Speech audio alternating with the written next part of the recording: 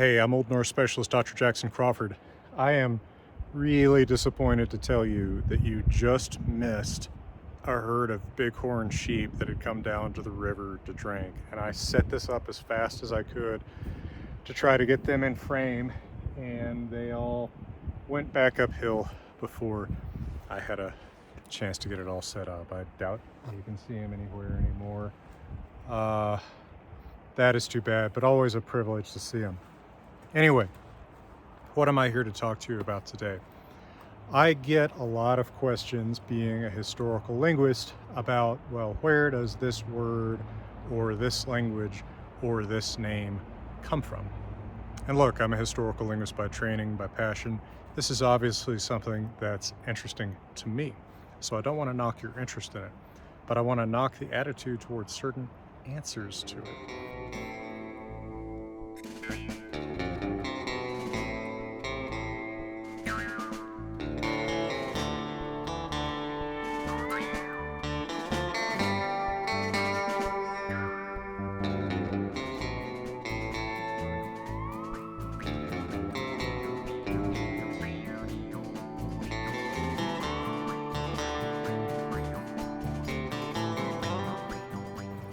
So what I mean is, sometimes someone says, okay, here's a fair example that's sort of present right now.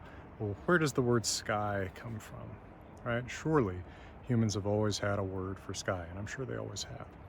But when I say that the English word sky comes from Old Norse, there's all kinds of possible weird reactions to this. Okay, first of all, it's like, well, that's kind of silly. How would it be possible that English didn't have a word for sky before? Well, it did, but the specific syllable sky for it is relatively recent. That is introduced from the Old Norse language.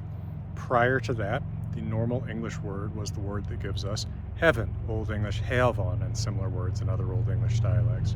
That's related, of course, to words in other Germanic languages, Gothic hymens, Old Norse hymnen, German himmel, etc.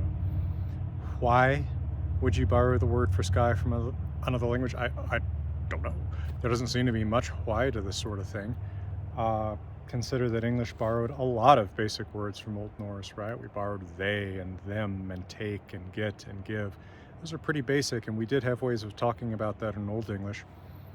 I don't have an answer for you as to why we would borrow those things, but look at your own use of other languages. There's not much rhyme and reason probably to what you borrow from, say, Spanish, right? I hear a lot of people, and maybe this is kind of a Southwest or Rockies American thing. I'm sure there's different languages that play this role in other places, but here it's definitely Spanish. People just drop in random words in Spanish, right? Gracias, muy mucho, amigo, cerveza, uno, dos, whatever, right? There's no rhyme or reason to it. It's not like we don't have words for things like friend and beer and 1-2, but it's something people do. They're not making fun of it. They're not, elevating it either.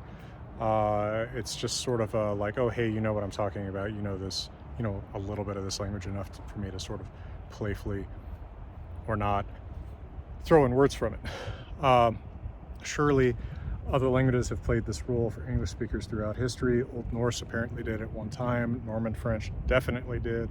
Latin has, Greek has, especially in technical contexts. So it's not weird to borrow words. Now, another pushback that I can get to a statement like, okay, the Old Norse, the word sky is from Old Norse, is that I can tell you a much longer, deeper story.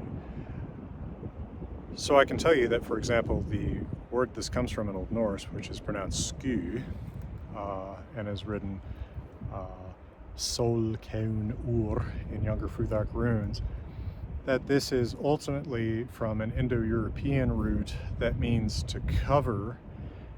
In fact, that Indo-European root also shows up, if I am not mistaken, in the Greek word that gets borrowed into Latin and then into English as squirrel, because it has the covering tail.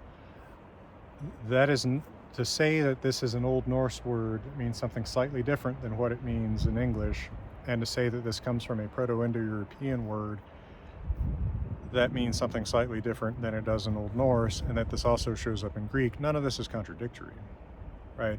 It's not contradictory for you to say, well, who's your ancestor? And if I answer, my grandfather, and then I tell you about the first Crawford who, came across the Atlantic, those are two different guys separated by centuries, but they're both my ancestors, right? So I think that people sometimes get frustrated by, like, well, you're giving me different answers. Well, if you want to be ungenerous about it, but I'm trying to tell you one story, and there's just different steps in that one story, right? And we also have to keep in mind, this is actually, Sky's not a great example of this. One place I get pushback about this is in talking about the origins of English and how it is a Germanic language. And some people really get irritated with this. I don't know, like, oh, well, so you're saying English is from German, like, well, that's not right. Like, how can it be from German? Or contrary-wise, like, West Germanic, like, well, West Germany didn't exist once upon a time. It's like, well, that's not what West Germanic means. Germanic doesn't mean German. We want to put our sort of political labels on things in the past. When English and German, when the common ancestor of English and German split, and the first generation speaking what would go on to become English was for the first time separated from the first generation that would go on to become speaking what would go on to become German as separate languages from each other. This was probably in what's now Denmark, right? No one was thinking about England or Germany or using those terms or thinking of themselves in terms like English and German, right? Our concepts about the past are often not what the people of the past were using.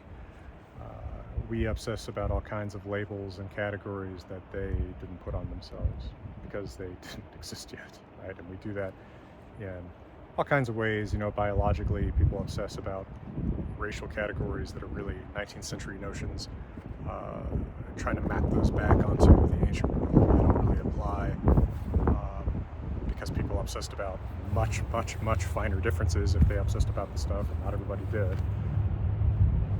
We obsess about, putting these sort of language categories on things that correspond to national borders. Languages never have perfectly corresponded to national borders. They don't today. Consider the spread of English, right? At the simplest level, people are perfectly happy to call it English, even though we're speaking it in the United States of America, which does not have the word England in it. Anyway. Hey folks, we'll be back to your regular presentation in a moment, but for right now, I'm here at Grimfrost World Headquarters Longhouse with Johan Hegg, and I just want to remind you that if you have Viking needs, you have a Viking supplier. Grimfrost really cares about getting things right, and if you need replica, well, anything, right? Shields, helmets, weapons, board games, cool t-shirts, hats, all sorts of accessories like that. You can get them at grimfrost.com together with my books, and they ship just about anywhere in the world. So check them out. It does help support the channel. All right, here's another thing that comes up with questions about word origins that I get pushback about, and that is someone asked me, for example, my last name is Bear or Wolf. What does that mean? And my response is, that means bear or wolf. And there are people who are disappointed with that. So first of all, my reaction is, do not be disappointed at that, because most names don't mean something that cool, right? Your name is an awesome predatory animal. But the disappointment seems to come from this notion that, like, oh, well, that's boring. Anybody could have told you that. Like, they're expecting some kind of a secret code here. And as impenetrable as some of the details of how one language is related to another language might be, like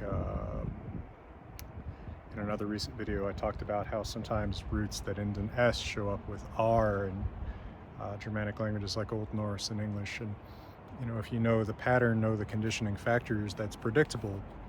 But if you don't, that seems kind of wild and random. But it is scientifically predictable. I'll call linguistics a science. As a linguist, I feel entitled uh, to use that glorifying term. But like, if a word looks like a word,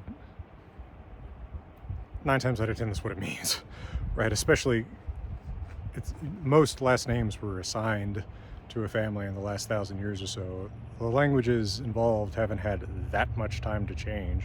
So usually if there's a fairly transparent meaning for your name, that's what your name means.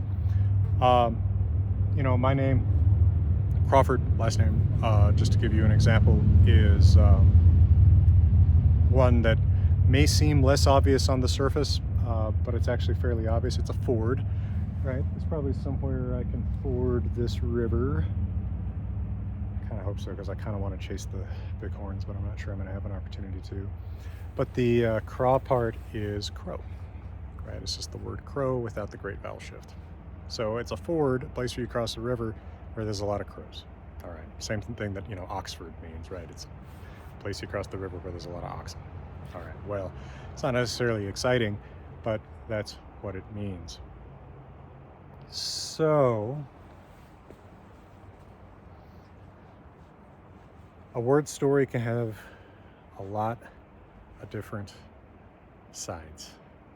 Okay, it can have a lot of different stages, and those sides and stages are not necessarily mutually exclusive. They may be part of one structured story that it doesn't bear to get impatient with, right? You ask me where a word comes from. I mean, I'll tell you the most immediate ancestor, but sit with me a few minutes and I'll take you on a whole tour through that word's history, as I've done with some words and some videos.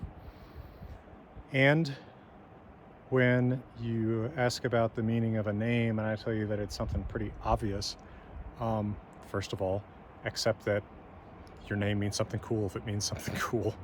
And, you know, second of all, like, don't be surprised by it, right? Names come from somewhere. And even though they also go through fashions, right? Like, what's the one my brother told me everybody's being named right now? I think Noah, right? It's like, okay, that's not so transparent because that's a Hebrew name. A lot of people don't know Hebrew. So, like, it's not being given because it's transparent. Most names are not given because they're transparent. At some level, when that name became popular, it was transparent. We still see this with Old Norse names, right? You know, Thor Stein means Thor stone. That did mean something to an Old Norse speaker. They're not necessarily naming somebody, you know, Rock of Thor. They're not necessarily thinking about the meaning when they give it, but there is a meaning there. I see the bighorns again. They're over there. Maybe I'll see if I can get a little closer to them and get you a little bit of footage to tack on at the very beginning or very end here. But, all right. Anyway, folks, wishing you all the best from beautiful Colorado, and thank you for your support on Patreon. Thank you for taking my Zoom classes if you're doing that. I've got some coming up in April and May, covering, for example, the study of runes over time, deep readings in Boelsball and Havamal, 2 most important poems for the study of Norse myth, intermediate Old Norse language class, and then reading groups in the Old Norse and Gothic languages. So check those out if you haven't already. Check out my translation of the Poetic Edda, now in its second, much revised and expanded translation. And yeah, as I said, I really am thankful to those of you who supported this channel for going on 10 years with its mission to bring good information about language and Old Norse stuff and runes and myth and such without an agenda and without mysticism to a broader public. So from beautiful Colorado, know that I really am in my heart wishing you all the best. I swear they're over there. They were just over there. I'm sorry I didn't get good footage when I could have. An inspiring sight. Anyway, all the best from beautiful Colorado.